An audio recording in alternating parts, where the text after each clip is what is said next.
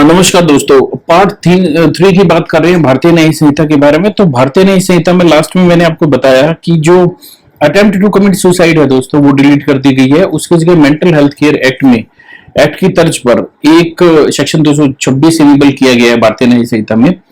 तो अगर कोई भी अटेम्प्ट टू कमिट सुसाइड की धमकी देता है ऐसे व्यक्ति को, जो पुलिस अधिकारी है या पब्लिक सर्वेंट है, उसको कंपेल करने के लिए या उसको रोकने के लिए कि वो अपनी पावर का इस्तेमाल ना कर सके दोस्तों, तो ऐसे व्यक्ति को सजा दी जा सकती है दोस्तों। उसके बाद दोस्तों हम देखते हैं कि अब भारतीय न्याय संहिता में सेक्शन 324 इनेबल किया गया है। सेक्शन 324 भारतीय न्याय संहिता में।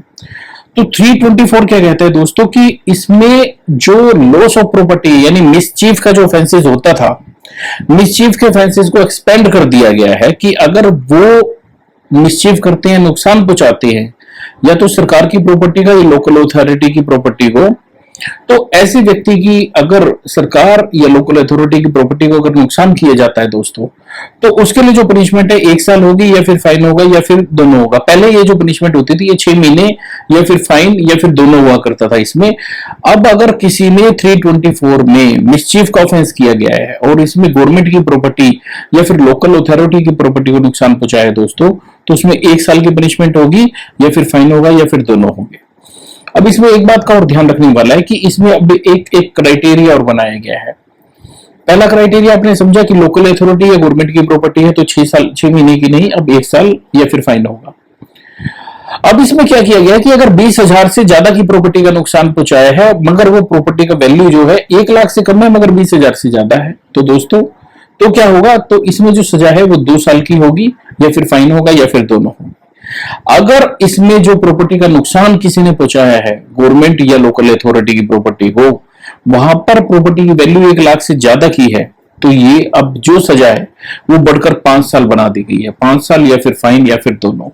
तो ध्यान रखना होगा, पहले मिसचीफ में कैटेगरी प्रोवाइडेड नहीं थी गवर्नमेंट की, अब इसको एक्सपेंड करके गवर्नमेंट प्रॉपर्टी को भी इसके दायरे में ला दिया गया है।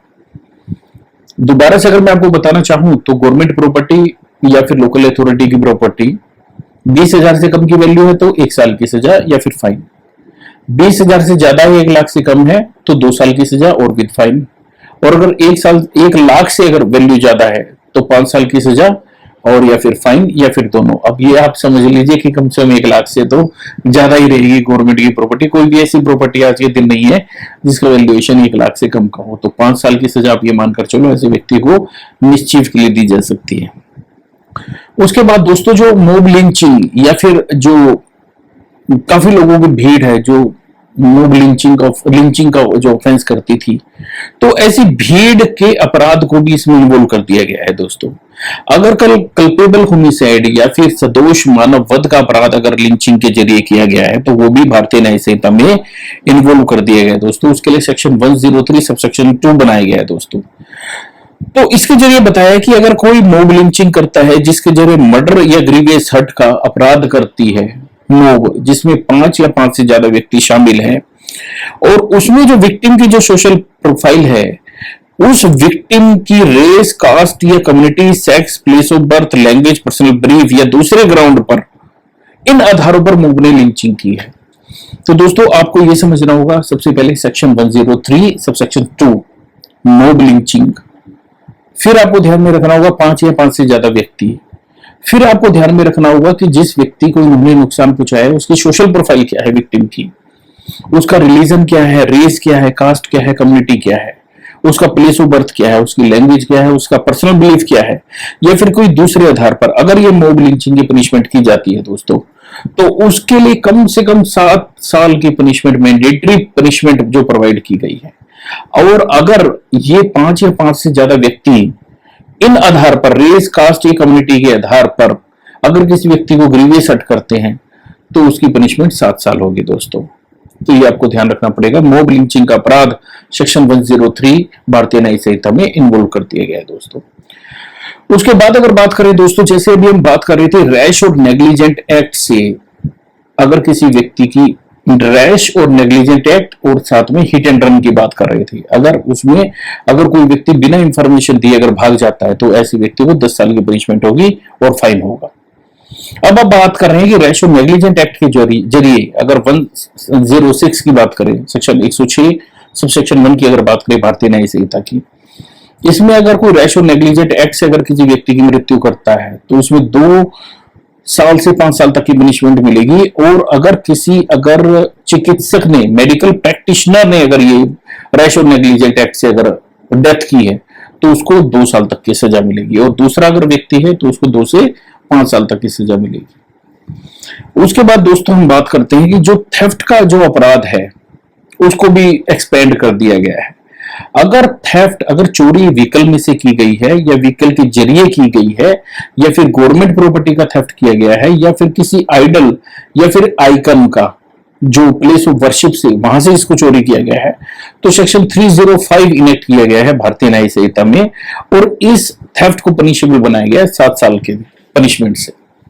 दोस्तों पहले आपको पता है कि जो थेफ्ट की पनिशमेंट है 378 में डेफिनेशन दी जाती थी, 379 के अनुसार 3 साल की पनिशमेंट मिलती थी थेफ्ट को।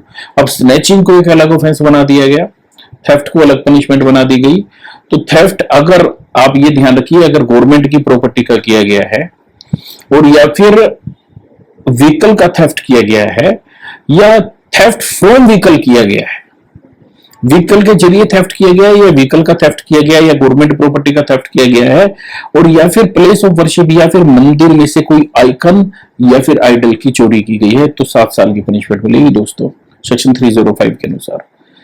उसके बाद बात करते हैं दोस्तों सेक्शन 303 की। सेक्शन 303 के सबसेक्शन 2 के अनुसार भारतीय न्याय संहिता के अनुसार अब यहां पर क्या किया गया है दोस्तों, डेटरेंस और रिफॉर्मेटिव अप्रोच को इन्वॉल्व किया गया है। जी ये फाइन एग्जांपल है, आप ये समझ लीजिए सेक्शन 303 जो है भारतीय न्याय संहिता का वो डेटरेंट और रिफॉर्मेटिव अप्रोच का। डेटरेंट क्या होता है? डेटरेंट थियरी है कि किसी को अपराध से रोकना और रिफॉर्मेटिव अप्रोच है कि उसको सुधार करना, अपराधी में सुधार करना। 2 तरीकों से आप अपराध को रोक सकते हैं, या तो आप उस अपराधी को सुधार दो या फिर इतनी सख्त सजा दो कि वो डेटरेंट, उसको डर लगे कि हाँ ये अपराध करेंगे तो बहुत कठिन सजा मिलने वाली है। अब क्या है दोस्तों कि अगर चोरी की दोबारा पनिशमेंट की जाती है तो ऐसे व्यक्ति को 5 साल की मैंडेटरी पनिशमेंट मिलेगी, 5 साल तक की सजा मिलेगी जिसमें मैंडेटरी पनिशमेंट होगी 1 साल की। मगर अगर जो चोरी उसने की थी उसकी वैल्यू 5,000 से कम की है और जो ऑफेंडर है वो फर्स्ट टाइम ऑफेंडर है और वो चोरी की संपत्ति को वापस दे देता है तो ये जो उसकी पनिशमेंट है ये कम्युनिटी सर्विस में चेंज की जा सकती है दोस्तों। तो आप ये देखिए कि कितना लिबरल बनाया गया है लॉज को कि अब क्या है, मजिस्ट्रेट को ये देखना होगा कि किन सर्कमस्टांसेस में किया है। फर्स्ट टाइम ऑफेंडर है, सेकंड टाइम ऑफेंडर है, अगर सेकंड कन्विक्शन की है थेफ्ट की तो कम से कम उसको पनिशमेंट जो है 5 साल की मिलेगी जिसमें 1 साल की मैंडेटरी पनिशमेंट होगी, मैंडेटरी 1 साल की होगी, मैक्सिमम 5 साल की होगी। दूसरी तरफ अगर जो चोरी किए गए सामान है उसकी वैल्यू 5,000 से कम की है और जो चोर था उसने पहली बार चोरी की थी और वो चोरी का सामान भी लौटाना चाहता है तो यहां पर उसकी सजा को बदलकर कम्युनिटी सर्विस में कर दिया जाएगा दोस्तों। उसके बाद देखते हैं दोस्तों सेक्शन 2 इनेबल किया गया भारतीय न्याय संहिता में और धारा 2 के अनुसार जो ट्रांसजेंडर है और चाइल्ड है इनकी डेफिनेशन को इंक्लूड किया गया है। और जो मूवेबल प्रॉपर्टी की जो डेफिनेशन थी, मूवेबल प्रॉपर्टी की जो डेफिनेशन सेक्शन 22 में होती थी भारतीय दंड संहिता में, उसमें टेंजिबल और इंटेंजिबल प्रॉपर्टी को भी इंक्लूड कर दिया गया है। और जो डॉक्यूमेंट की डेफिनेशन होती थी, I think if I am sure section 28-29 में, तो जो डॉक्यूमेंट की डेफिनेशन थी उस डॉक्यूमेंट की डेफिनेशन में इलेक्ट्रॉनिक और डिजिटल रिकॉर्ड को भी इंक्लूड कर दिया गया है। तो सेक्शन 2 के अंदर आपको देखने वाले हैं कि चाइल्ड और ट्रांसजेंडर की डेफिनेशन बता दी गई है और जो मूवेबल प्रॉपर्टी था, मूवेबल प्रॉपर्टी में टेंजिबल और इंटेंजिबल प्रॉपर्टी को भी इंक्लूड कर दिया गया है दोस्तों। और उसके बाद इलेक्ट्रॉनिक और डिजिटल रिकॉर्ड की जो डेफिनेशन है, डॉक्यूमेंट की जो डेफिनेशन है, उसमें डिजिटल और इलेक्ट्रॉनिक रिकॉर्ड को भी इन्वॉल्व कर दिया गया है। उसके बाद क्या है दोस्तों कि अगर कोई भी व्यक्ति सेक्शन 197 सबसेक्शन 1 की क्लॉज डी के अनुसार अगर कोई भी व्यक्ति फॉल्स और मिसलीडिंग इंफॉर्मेशन देता है जिसकी वजह से भारत की सुरक्षा को या अखंडता को या एकता अखंडता को अगर खतरा पैदा होता है इसकी वजह से, इस व्यक्ति की गलत इंफॉर्मेशन देने से, तो ऐसे व्यक्ति को पनिशमेंट दी जा सकती है 3 साल की, या फिर फाइन की, या फिर दोनों दी जा सकती है। तो कोई भी व्यक्ति अगर फॉल्स और मिसलीडिंग इंफॉर्मेशन देता है जनता को, उसने कोई ऐसी बात बोल दी कि भाई भारत के तो टुकड़े होने वाले हैं, या भारत बर्बाद होने वाला है, या फिर आप ये समझ लीजिए भारत पर अटैक होने वाला है, या भारत की इकोनॉमी बर्बाद होगी, तो ऐसी फॉल्स या मिसलीडिंग इंफॉर्मेशन अगर किसी ने भी सोशल मीडिया पर शेयर की है तो दोस्तों सावधान हो जाइए। अगर ऐसी सूचना आपने दी है तो 3 साल या उससे ज्यादा की पनिशमेंट, या 3 साल या फिर फाइन, या फिर दोनों की पनिशमेंट ऐसे व्यक्ति को हो सकती है 197 सबसेक्शन 1 क्लाउज डी के अनुसार।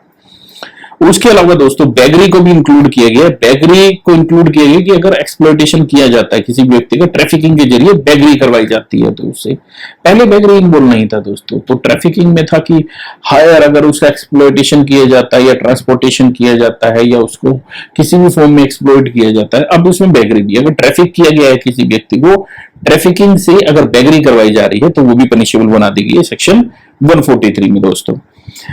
उसके बाद दोस्तों क्या किया गया है, सेक्शन 116 बनाया गया है भारतीय न्याय संहिता में, और भारतीय न्याय संहिता की 116 के अनुसार जो ग्रीवियस हर्ट की जो डेफिनेशन है, उस ग्रीवियस हर्ट की डेफिनेशन में पहले जो 20 दिन कम से कम होते थे, 20 दिन की अगर लगातार किसी को, अगर कोई व्यक्ति जो अनफिट है अपने रूटीन काम करने के लिए, तो बात यह होती थी कि कोई भी व्यक्ति अगर अनफिट है चोट लगने के बाद में, कि वो अपने रूटीन काम नहीं कर पा रहा 20 दिन तक, तो उसको ग्रीवियस हर्ट माना जाता था दोस्तों। मान लो सपोज कोई चोट लगने से बेड रिडन हो गया, और जो चोट है वो अंदरूनी चोट है, वो अपने काम नहीं कर पा रहा है, तो इसको ग्रीवियस हर्ट मानते थे। अब इसको कम करके 15 दिन कर दिया गया है। उसके बाद दोस्तों हम बात करते हैं कि कई काफी जगह हम आपको ऐसे आर्काइक एक्सप्रेशन देखने को मिलते थे। आर्काइक एक्सप्रेशन ऐसे होते थे दोस्तों जो बहुत पुराने शब्द हैं, जैसे ल्यूनेटिक, इंसेन, इडियट, इस तरह के वर्ड, और या फिर जो कॉलोनियल रेमनेंट वर्ड हैं, जिनको जो लेफ्ट ओवर वर्ड हैं, जिनको हम इस्तेमाल नहीं करते, जैसे British calendar, queen, British India, justice of the peace, ऐसे शब्दों को भारतीय न्याय संहिता से डिलीट कर दिया गया है।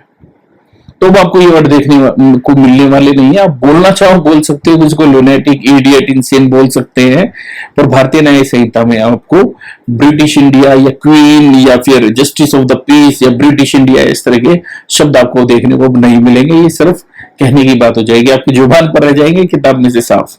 ठीक है दोस्तों।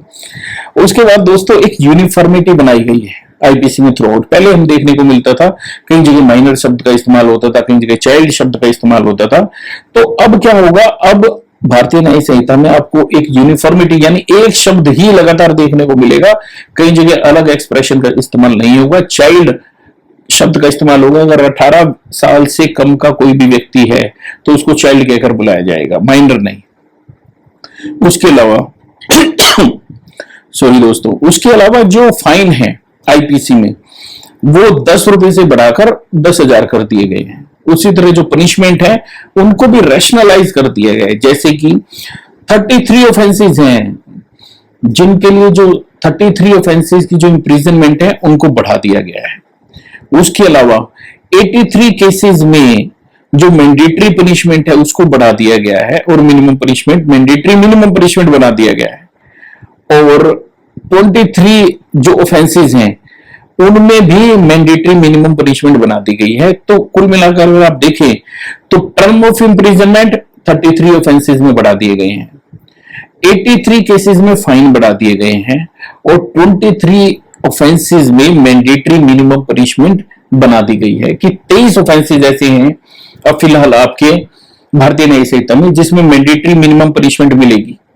और 83 पनिशमेंट ऐसे हैं जिनमें फाइन जो है फाइन को बढ़ा दिया गया है, और 33 ऑफेंसेस ऐसे हैं जहां पे जो इंप्रिजनमेंट की जो टर्म है उसको एनहांस कर दिया गया है दोस्तों। तो दोस्तों इन 3 वीडियोस में हमने टोटली कवर कर लिया है भारतीय न्याय संहिता में जो चेंजेस हुए हैं। इसके अलावा जो भी चेंजेस हैं वो आपको नहीं देखने को मिलेंगे, वो पुराना जो आईपीसी है उसको ही as it is copy paste कर दिया गया है, उसमें कोई चेंजेस नहीं किया गया है। तो दोस्तों सावधान रहे, सतर्क रहे। धन्यवाद।